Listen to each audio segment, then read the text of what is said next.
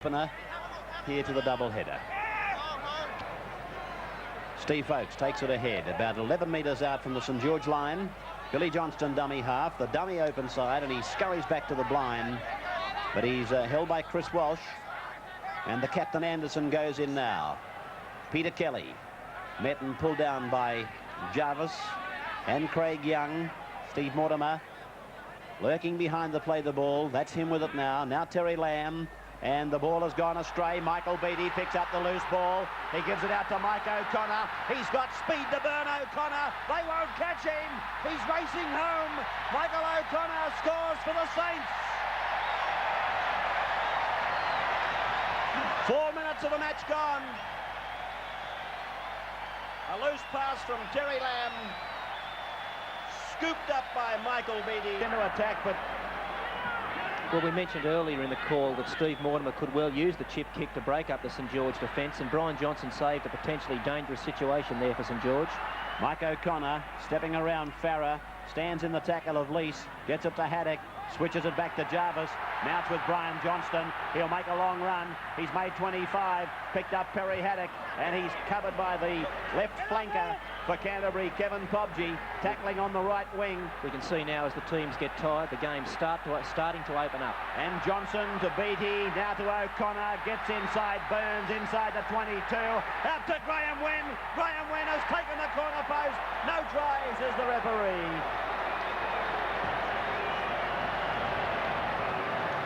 Beautiful piece of passing by the Saints, right across the ground. Rogers, Johnson, Beattie, and then Mike O'Connor got between the centres before giving it to Graham Wynn. And there was no doubt that Wynn just took that corner post. As St George now turn it on again. Beattie away to Haddock, and Haddock is tackled 9 metres out from the Canterbury line. St George leading by 6. Out to Rogers. Now it's to Jarvis. Jarvis holds up the pass. He steamrolls across the top of Terry Lamb before he's being tackled by Andrew Farah. Off goes Jones from dummy half. He's held about 2 metres out from the Canterbury line. Craig Young, he'll go himself, the big man. He's barged over towards the goalpost, but he's only a matter of 6 inches short. Very close, Craig Young.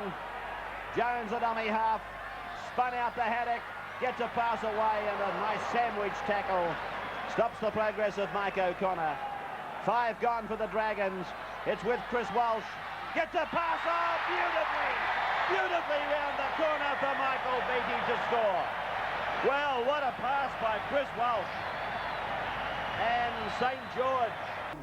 It's a late night program, but we'll be looking at all the matches played the previous weekend, so if your team isn't on television in the NEC big game, you'll see some of the highlights of their match during our Tuesday night show starting Tuesday week. And there's the siren. The first half is over, and Terry Lamb and Perry Haddock, they heard the siren. The first half is over for the rest of the players, but not for them. And the 2 little men giving vent to their feelings as it's all... Well, they've lost not only a great midfield general in Steve Rogers, but they've also lost a magnificent defender all across the ground, but particularly had that ability to smother Mortimer and Lamb up consistently in the first half. Oh, great bounce for Mortimer, back to his brother Chris, over halfway, then Chris Anderson is blotted out by Brian Johnston, and he had to be, because Canterbury were brewing up, and they're still doing it. Tunks is taken by Michael Beattie. Billy Johnston, dummy half. Steve Mortimer, Terry Lamb, run around for Mortimer. The grub kick through, off the ankles of Haddock, picked up by O'Connor. And he's held back on the St George 22, and here's a penalty. A penalty will go to Saints against Steve Mortimer. Well, he went in late. Came very closely in this half. He's steaming onto the ball. Plays it back now for Jones to give it to Haddock. Now Beattie, now O'Connor, O'Grady, knocked down, 6 more. Picked up by Beattie, spread back to O'Connor. They've lost a lot of ground, but now they're going ahead. Kick ahead by O'Connor. He might get a bounce. He doesn't need the bounce, I don't think. Oh, did he get it down? No. He's taken the corner post with him. But wasn't it quick thinking by Michael O'Connor? Here's the start of our National Panasonic Cup for 1984. Balmain versus Cronulla Sutherland. The Tigers and the Sharks. Johnson getting rid of Jones, giving it to Lease, ducking under one, popping a ball for Burns. Out the back it goes for Tunks. Tunks goes ahead, outside 32, picks up Lamb, back for Tunks. Tunks is tackled 5 metres from the halfway, and they're starting to put it together, the Dogs. 5 tackles gone for them. Stevie Mortimer kicks it off for the touchline. Johnson's got it covered. Nicely taken in by the St George fullback. Outside the 22, immediately retaliates with the kick. And Chris Mortimer's got it covered. He's 15 out from his own line. Beats Beattie. Over the top of Guerin. Bumps off Johnston. Good strong run by Chris Mortimer. Away goes Farah now. Farah hits it away from dummy half. 5 metres into St George's territory. Playing it back to Mark Bugden. On for Billy Johnston. Mortimer to Folkes. Folkes taken by Horwood. Good front on tackle. Played back again for Bugden. They're into Saints area now. Gould comes blind. Now it's Lease. Lease has made a gain of about 5 metres. Dummy half again is Bugden. Gould wants it to the left. That's him now in 16. This is Steve Mortimer. The grub kick through. Lamb's going after it. Little knock on, I thought. Yes, it's a knock on in the scrum. 33 metres out from the St George line. Let's check the timepiece. 23 minutes to go. Saints leading 10-0. Scrums 5-3 to Canterbury. Penalties are 9-9. Scrum won by Canterbury. Lease taken in by O'Grady. Played back to Gould and given to Mortimer. Now to Lamb. This man is Farah. Cut out pass over the head of Chris Mortimer. Picked up by Burns. Gone to the winger Pobji. He's tackled just outside the 22 line. Canterbury Bankstown with a big job in front of them. 22.5 minutes, down 10 points to 0. Mortimer stands in the St George hooker's tackle, gets the pass away to Lamb. Lamb wedges infield, picks up Captain Anderson. He's tackled 9 metres out from the St George line. Right in centre ground from Lamb. Out it comes to Bugden. Bugden taken by Horwood and by Johnson, the fullback. And he's about to play the ball. Still 9 out from the St George line. Anderson, Gould, infield pass for Burns. Taken by Perry Haddock and Brian Johnson. Just 2 metres away. Last tackle. Tunks goes from dummy half. I'd say that's a try. Yes, that's a try for Peter Tunks. St George finally compounding. Finally succumbing to the Canterbury attack. This line of his put down right on the halfway mark. It's with Horwood, taken by Gould. Quite a few players out there on both sides, I suppose. When you think of Graham O'Grady being in the St George side now, that played with Warren Ryan in that good Newtown side. Well, there's a complete misunderstanding from St George. Players running as decoys. I think you'd agree with me, Bill, as a coach, even if you're running as a decoy, you've got to be ready to take that ball. Certainly have. And here's Canterbury with Mr. Magic getting a pass inside for Terry Lamb, and he may have lost it. He had it between his legs, and I think Graham O'Grady has snatched it up for St George. He has. Jones. Morris holding it back beautifully, sending O'Connor on a good run down the right flank. Morris is backing him up. O'Connor kicks ahead. He'll get there first, I think. Yes! That's a try! His second of the match. Scored by Mike O'Connor. Well, how good is he, this kid? How good is he? Action committee comprised of Messrs Jarvis and Jones. Lamb to Mortimer. Long ball, cutting out 2, left on the ground. Oh, Mike O'Connor was there, waiting for it like a vulture. Picked up by Farah, given off to Gould. Gould steps, straightens, but runs into Jarvis and Morris. Mortimer, again away from dummy half, turns it back to the man who played it. Gould gets the arms free, turns it to Tunks, and Tunks offloads the ball, handed it to Mortimer. Mortimer makes a scurry, gets it to Folkes, lost. And now Jones, O'Grady.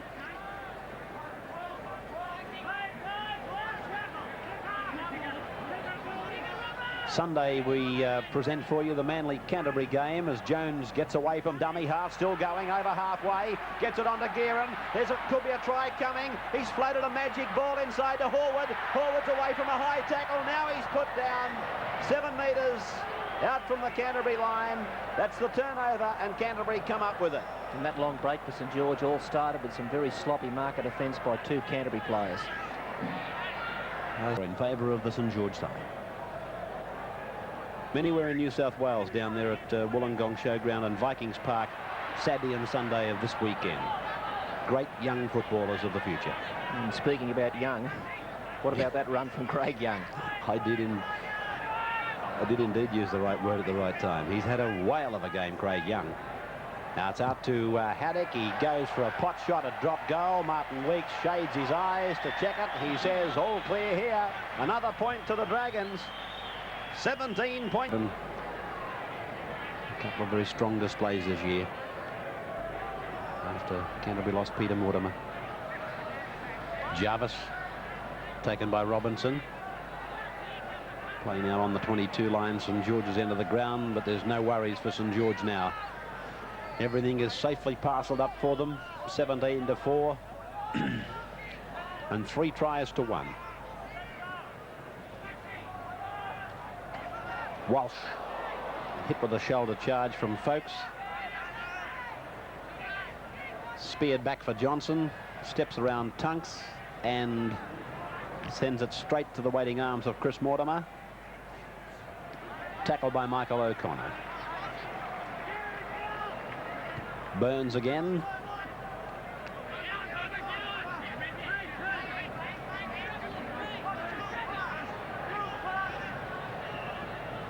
Steve Mortimer. David Burns. Peter Tunks. Picked up on the second bounce by Gould. Gould is away from Haddock. He puts the kick up. And the chase is on. O'Grady. Oh, bad bounce for the Saints. Lamb has it for Canterbury. He's in. It's a try. Scored by Terry Lamb. 17 points to 8. But Lamb plummeted in for the Canterbury try. And he's missed the attempt at conversion from right in front. Couldn't have had an easier shot. But Terry has missed it, and St George leading by 17 points to 8. This was how it came head-on for Canterbury. The kick by Gould. And this bounce was a shocker for Graham O'Grady and Brian Johnston. See it again. It lands on its point and just goes zonk straight back over their heads. And then Terry Lamb, following through with strength, was able to shrug off Brian Johnson and go in for the try. So 17 points to 8. And we're in the last 35 seconds of it now.